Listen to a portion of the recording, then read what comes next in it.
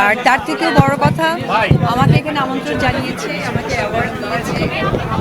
আজকের অ্যাওয়ার্ডটা আমার জন্য অনেক বেশি স্পেশাল, কারণ লাল শাড়ি অভিনয় করা এবং প্রযোজক হিসেবে এখানে অ্যাওয়ার্ডটা পেয়েছি। সো এখানে আসলে এক্সপ্লেন করার ভাষা নেই, শুধু এটুকু বলবো যে যারা আমাকে অ্যাওয়ার্ডটা দিয়েছেন বা আমাকে মনোনীত করেছেন তাদেরকে আমি ধন্যবাদ জানাতে চাই। আপু সামনে ঈদ কি সিনেমা আপনি ঈদ তো এই বছর কি ঈদ হবে? এই বছর ঈদ হবে, মানে সামনের বছর ঈদ না এই বছর ঈদ? আবার তো দেখা হবে সকলের সাথে, তখন কথা বলবো। দিদি কি কাজ চলছে? ঈদের ছবি আসবে কিনা বা সামনে কবে রিলিজ হবে? আচ্ছা, কাজ চলছে আপাতত।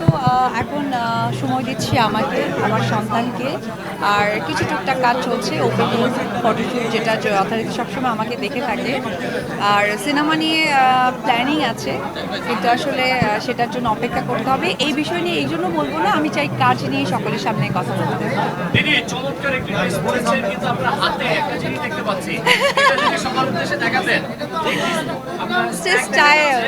স্টাইল আর কিছুই না। সিফাতেরটাও দেখা যাও একসাথে।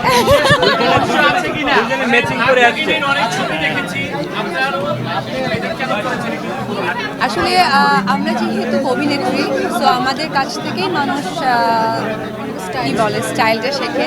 তো এটা একটা স্টাইলের পার্ট বলতে পারে, নাথিং এলস। ড্রেসের সাথে ম্যাচ করা, হ্যাঁ এক্স্যাক্টলি। দিদি Thank you. পুরস্কার পেলেন, কেমন লাগছে সেটাই জানছি। আমি বলেছি মাত্র। এটা বলেছে। সিনেমা দেখা হয়েছে কিনা? ও আচ্ছা আচ্ছা, হ্যাঁ দরদ সুপার একটা সিনেমা।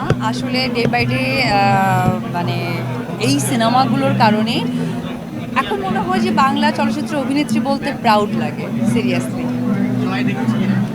জয় যেহেতু স্কুল রানিং, সো সেই জায়গা থেকে একটু সময় করে দেখাবো, কারণ আমি ওকে অনেক কিছুতে রেখেছি, তো এখনো সময় হয়ে উঠতে পারিনি। আমরা মা ছেলে দেখবো এবং শেয়ার করবো। আপু আপনার প্রোডাকশন হাউস থেকে কোনো সিনেমা রিলিজ হচ্ছে কিনা? লাল শাড়ি পরে আসলে আমরা তেমন হ্যাঁ কোনো হ্যাঁ, খবর আসলে দিয়ে পাচ্ছি না। না, আমি যেহেতু একদমই ব্যস্ত ছিলাম আমার কাজ নিয়ে, তবে দেখবেন ভেরি সুন দেখবেন। আমি আসলে সিনেমা নিয়ে এই মুহূর্তে এই কারণে বলবো না, আমি চাচ্ছি যে সিনেমার দিনই যেন আমি আপনাদেরকে সকলকে কাছে পাই। Thank you. আচ্ছা দিদি, thank you. Thank you very much. এবারে আমাদের দেশের এবং আন্তর্জাতিক অঙ্গনেও কাজ করছে Sifat Nusrat. Thank you so much. আসলে আমি তো কোরিওগ্রাফার না, আমি অ্যাজ এ মডেল, কিন্তু আমি একটু ক্রিয়েটিভ কাজ করতে পছন্দ করি, খুব সিলেক্টিভ।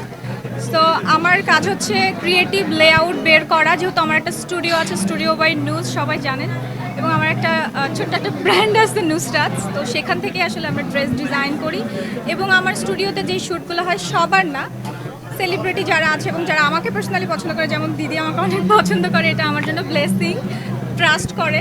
সো আমি চেষ্টা করি যারা আমার খুবই ক্লোজ টু হার্ট, তাদের আসলে খুব সুন্দর মতো করে একটা লেআউট দিয়ে আমি আসলে তাদের প্রেজেন্ট করতে। That's it.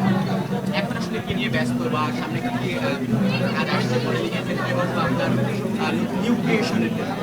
নিউ ক্রিয়েশনের ক্ষেত্রে আমি এখনই বলে দিব দিদি, ছোট করে আমার একটা বই আসছে সামনে, থ্রিলার জনরার, একটু কমার্শিয়াল বেস। তো এখনই আমি আসলে এটা অ্যানাউন্স করতে চেয়েছিলাম না, আমি লিখছি, এখনও শেষ হয়নি। সো যখন ওটা আসবে ইনশাল্লাহ আপনাদের দোয়াতে সবাইকে জানিয়ে দিব। বইমেলা বা বইমেলার আগে, আমি আসলে ওই উদ্দেশ্য করে লিখছি না, আমি আসলে ফিল্মের জন্য লিখছি, সো ভিজুয়াল চিন্তা করে।